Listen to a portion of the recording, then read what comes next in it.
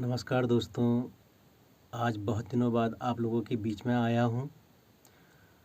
बहुत दिनों बाद कोई वीडियो अपलोड कर रहा हूँ।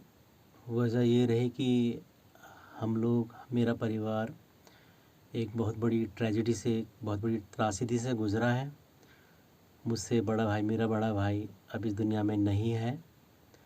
तो इस वीडियो के माध्यम से सबसे पहले तो मैं अपने बड़े भाई महेंद्र सिंह बिष्ट, मेरे भाई का नाम था, मेरे भाई का नाम है, उनको श्रद्धांजलि देना चाहूँगा और परमपिता परमेश्वर से प्रार्थना करूँगा कि परमात्मा उनको अपने धाम में उचित स्थान दे और कम से कम अब वो सुकून दे, वो शांति दे जिसका मेरा भाई हमेशा से हकदार रहा।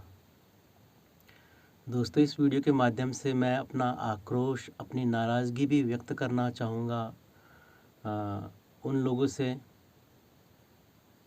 जो कि तथाकथित रूप से हम लोगों के साथ रहे, परंतु उनके व्यवहार में, उनकी वाणी में वो साथ नहीं दिखता था। और मैं ये भी कहना चाहूँगा कि जब भी आप लोग किसी ऐसे परिवार से मिलने जाते हैं जिस परिवार में इस तरह की कोई मिस हैपनिंग होती है, तो वहाँ पर किस तरह की बात करनी चाहिए, किस तरह की बात नहीं करनी चाहिए।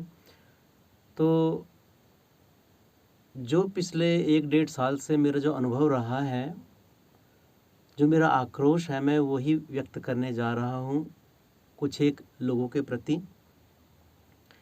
दोस्तों, अमर जड़ी बूटी खा कर के कोई भी पैदा नहीं हुआ है। जो इस संसार में आया है उसे जाना ही है।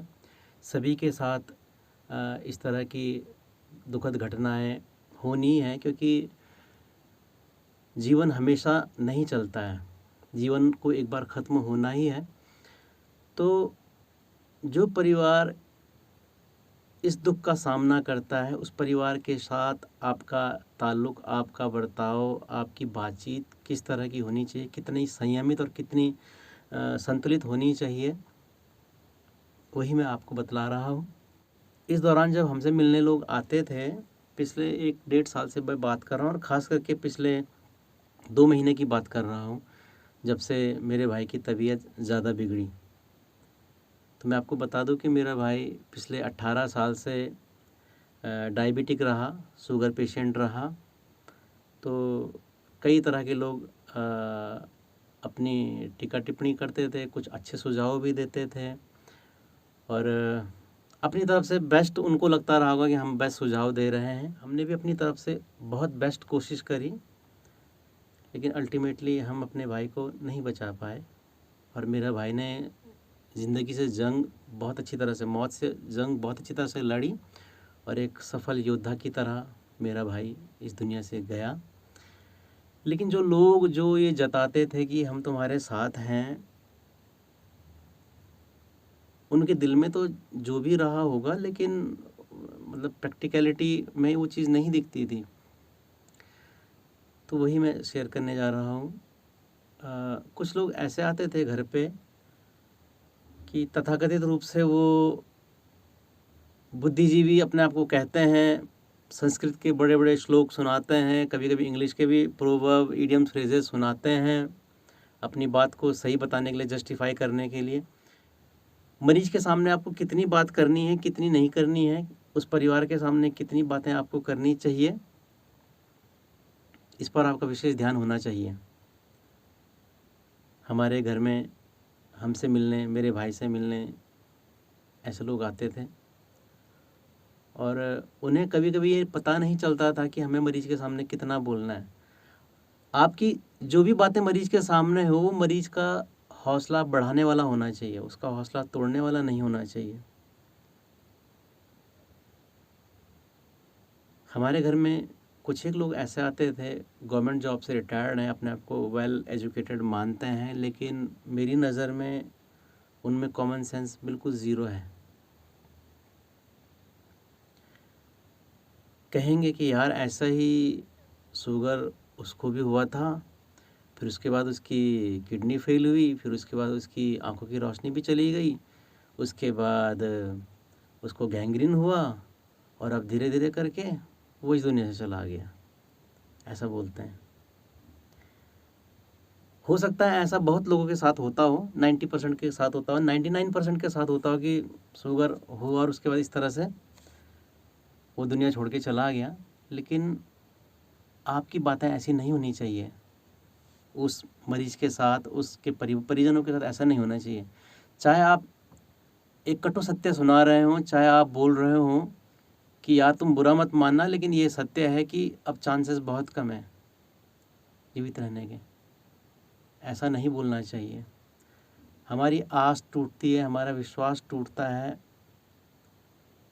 हमें बहुत दुख होता है कि यार हमारे परिवार का सबसे मजबूत स्तंभ, एक माँ का बेटा, एक पत्नी का पति, बच्चों का पिता, बहनों का भाई, भाई का भाई इस दुनिया को छोड़ करके जा रहा है, जिसके साथ हमने 45-50 साल बिताए हों, वो इस दुनिया को छोड़ करके जा रहा है और आप उस कटु सत्य को हमें समझाने जा रहे हैं। तो मैं कहना चाहूँगा कि हमने भी दुनिया देखी है, हमने भी मरीज़ देखे हैं, हमें भी पता है, हमें भी मेडिकल साइंस का बहुत ज़्यादा नहीं, थोड़ा सा तो आइडिया है कि अब क्या होने जा रहा है। लेकिन इनसे ऊपर हम एक परम सत्ता को भी मानते हैं कि अल्टीमेटली लास्टली भगवान की मर्ज़ी से ही सब कुछ तय होना है। और हम या मेरे जैसा और भी कोई भाई हो, वो एक आस लिए हुए रहता है कि क्या पता कोई चमत्कार हो और भगवान मेडिकल साइंस को फेल कर दे, भगवान लोगों के जो अनुभव हैं, जो कि कहते हैं कि अब चांस बहुत कम है जीवित रहने के, उनके इस अनुभव को झूठा बतला दें। ऐसे में भगवान से आस रहती है। परंतु कुछ बेवकूफ़ किस्म के लोग जो होते हैं, वो पता नहीं क्या मान करके, जैसे कि उन्हें बहुत बड़ा इनाम मिल जाएगा इस सच को हमें बताकर कि अब ज़्यादा दिन नहीं बचेगा। वो अपने एग्जाम्पल देते हैं कि उसका भी ऐसा हुआ था, उसका भी ऐसे हुआ था, पैर पे हुआ था, उसके बाद इस तरह से करके एम्पुटेशन हुआ पैर का या हाथ का। इस तरह के एग्जाम्पल्स देंगे जैसे कि इस सत्य से हमें वो पहली बार रूबरू करवा रहे हों और उसके बाद उन्हें कोई बड़ा पुरस्कार मिलेगा कि तुमने सत्य बोला। तो ऐसे लोगों से मैं ये कहना चाहूँगा कि ना तो हमने तुमसे कोई राय कभी मांगी इस तरह की, ना तुम कोई डॉक्टर हो, ना तुम कोई एस्ट्रोलॉजर हो जिसकी भविष्यवाणी हमेशा सत्य होती हो, ना तुम भगवान हो कि फैसलों को बदल सको। तो जब हम तुमसे राय मांगते नहीं हैं तो ऐसी राय क्यों देते हो? एक तरफ आप खुद को हमारा शुभचिंतक बतलाते हो और दूसरी तरफ आपके बातों से हमें दुख होता है, निराशा होती है और हम अपना हौसला खो देते हैं। तो ऐसा नहीं करना चाहिए। आज मेरी कल तेरी बारी है, सबके साथ इस तरह का होना ही है। तो समाज के सदस्य होने के नाते हमारी कोशिश होनी चाहिए कि एक दूसरे को सपोर्ट करें, एक दूसरे का हौसला बढ़ाएं, एक दूसरे के दुख में साथ निभाएं, ना कि किसी दूसरे का दुख बढ़ाएं। तो हमारी बातों में वो चीज़ दिखनी चाहिए। यदि हम शुभचिंतक बोलते हैं तो हमारी बातों में भी वो शुभता दिखनी चाहिए। निराश करने वाली बातें, दिल तोड़ने वाली बातें नहीं होनी चाहिए। हमें दूसरे को ढाढ़स बढ़ाना चाहिए, हमें दूसरे की उम्मीदें जगानी चाहिए।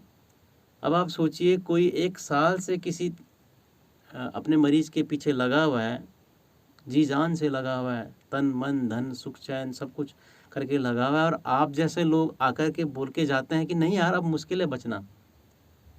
ऐसे ही उसके साथ भी हुआ था, ऐसे फलाना के साथ भी हुआ था। जो इंसान 18 साल से संघर्ष कर रहा था जीवन के लिए मृत्यु से, मैं कहूँगा उसे मृत्यु ने नहीं मारा, उसे आपकी बातों ने मारा। जो इंसान लगातार संघर्ष कर रहा था और जीत भी रहा था,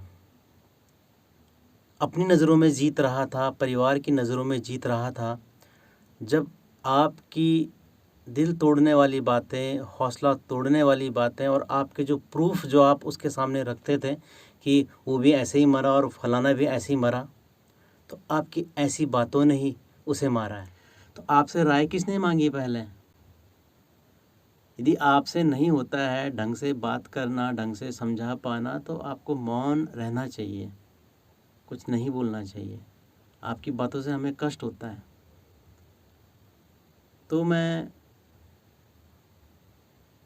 जो भी इस वीडियो को देख रहे हैं उन सभी से आग्रह करना चाहूँगा कि आप किसी ऐसे मरीज़ से मिलते हैं, ऐसे मरीज़ को देखते हैं, उसके परिवार से मिलते हैं, तो आपकी बातें बहुत ज़्यादा संयमित होनी चाहिए, हौसला बढ़ाने वाली होनी चाहिए, हौसला तोड़ने वाला नहीं। और ख़ास करके तब जब आप ये कहते हैं कि हम आपके दुख में आपके साथ हैं और हम आपका दुख बांटने आए हैं, तो आपकी बातें दुख बांटने वाली ही होनी चाहिए, दुख बढ़ाने वाला नहीं। तो इस वीडियो को ख़त्म करने से पहले मैं एक बार फिर से परम पिता परमात्मा से प्रार्थना करूंगा और आप लोगों से भी प्रार्थना करूंगा कि मेरे भाई के लिए प्रार्थना कीजिएगा कि परमात्मा उन्हें उचित स्थान वैकुंठ धाम में दे।